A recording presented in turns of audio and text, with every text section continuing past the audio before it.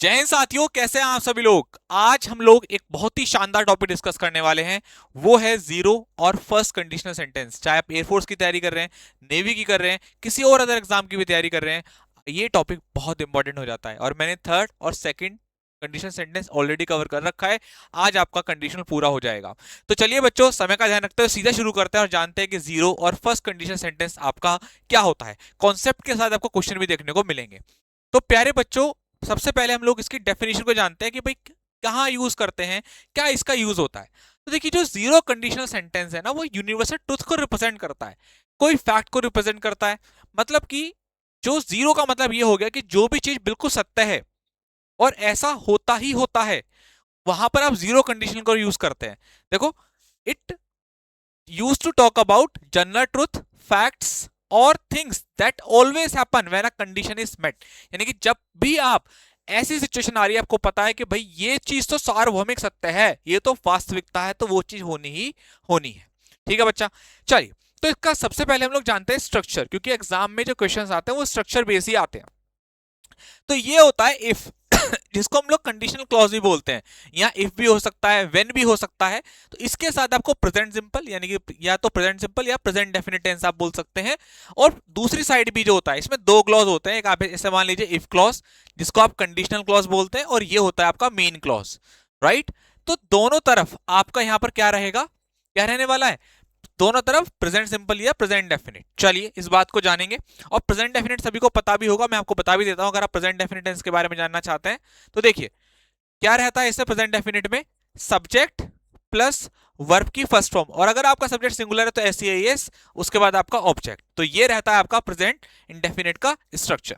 ठीक है दोस्त, चलिए बकायदा आपको अच्छे से बताऊंगा एग्जांपल के साथ। देखिए पहला एग्जांपल देखिए, इफ यू हीट आइस, अगर आप आइस को गर्म करते हैं तो क्या होगा, वो पिघलेगी।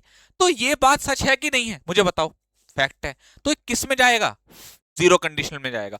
और जीरो कंडीशनल की कंडीशन यही हो गई कि दोनों तरफ आप प्रेजेंट का ही यूज करेंगे। इधर भी सिंपल प्रेजेंट, प्रेजेंट डेफिनेट, इधर भी आपका प्रेजेंट, दोनों तरफ, चाहे मेन क्लॉज हो चाहे इफ वाला यानी कि कंडीशन क्लॉज हो। इफ इट रेन्स, अगर बारिश होती है, the ground gets wet, ground कैसा हो जाता है, गीला हो जाता है, बिल्कुल सच बात है। इफ यू मिक्स, अगर आप मिलाते हैं लाल और येलो को, लाल और पीले को, तो ये कैसा हो जाता है, ऑरेंज। कितने अच्छे अच्छे एग्जांपल हैं। तीनों क्या है, बिल्कुल फैक्ट्स हैं। और फैक्ट्स होंगे तो किस में जाएगा, जीरो कंडीशन में, यानी कि दोनों तरफ प्रेजेंट डेफिनेट। ठीक। अब देखिए मजा आएगा अभी आपको। अब मैं फर्स्ट कंडीशनल बता देता हूं। फर्स्ट कंडीशनल क्या कहता है, ये शर्त को रखता है कि अगर ऐसा होगा तो ऐसा होगा। First conditional is used to talk about a real और possible future situation and its result. मतलब परिणाम के बारे में बात करता है। एग्जांपल से समझाऊंगा, बात समझ में आएगी। पहले स्ट्रक्चर बताता हूं। तो इसमें इफ क्लॉज के साथ प्रेजेंट सिंपल यानी कि प्रेजेंट डेफिनेट, और दूसरी तरफ आप क्या यूज करते हैं, फ्यूचर सिंपल यानी कि फ्यूचर इंडेफिनेट। और फ्यूचर इंडेफिनेट का स्ट्रक्चर आपको मैं बता देता हूं। सब्जेक्ट प्लस विल या शैल, उसके साथ वर्ब की फर्स्ट फॉर्म प्लस आपका ऑब्जेक्ट। ठीक है बच्चे। अब देखिए, इफ यू वर्क हार्ड, अब ये कौन सा हो गया, आपका प्रेजेंट डेफिनेट हो गया। यू विल सक्सीड, आप क्या हो जाओगे, सफल हो जाओगे। इफ इट रेन्स, अगर बारिश होती है, we will stay at home, हम घर पे रुकेंगे। तो कंडीशन है कि ऐसा होगा तब ऐसा होगा। समझ में आ रही बात, यानी कि एक तरीके से रिजल्ट की तरह काम करता है ये।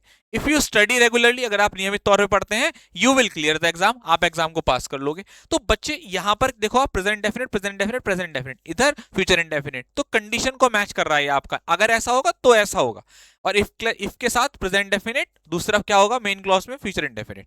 चलो इस बात को हमें समझ में तो आ गई। सर क्वेश्चन मिल जाए तो और मजा आ जाएगा। पहला क्वेश्चन चेक करो एक बार और सोच के बताओ क्या आंसर आप इसमें मार्क करेंगे। तो देखिए, if water dash 200 degree Celsius it boils, तो आप देखेंगे अगर आप पानी को क्या करते हैं, गर्म करते हैं 100 डिग्री सेल्सियस पर, तो ये क्या होगा, बॉईल होगा, उबलेगा। बिल्कुल सच बात है। तो प्यारे बच्चों, अगर आप ध्यान से देखें तो ये कौन सी कंडीशन को मैच कर रहा है, ये जीरो कंडीशन को कर रहा है।